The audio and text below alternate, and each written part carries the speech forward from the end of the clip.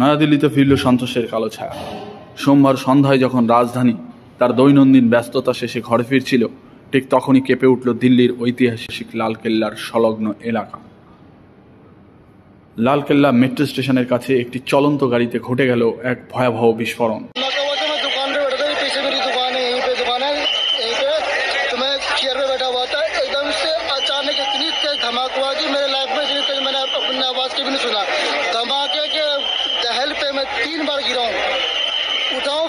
এই ভয়াবহ ঘটনা এই পর্যন্ত 13 জনের মৃত্যু হয়েছে এবং আহত হয়েছে আরও বহু মানুষ।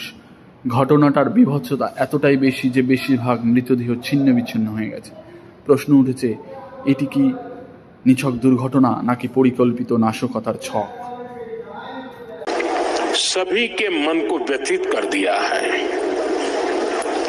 मैं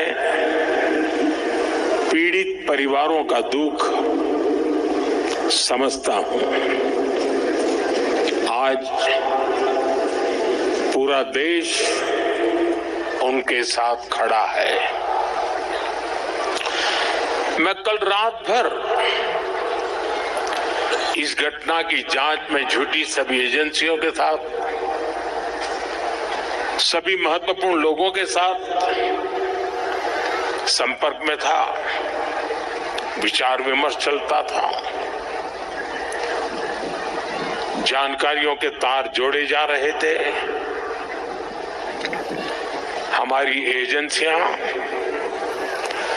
इस षड्यंत्र की तह तक जाएगी। इसके पीछे के षड्यंत्रकारियों को बख्शा नहीं जाएगा।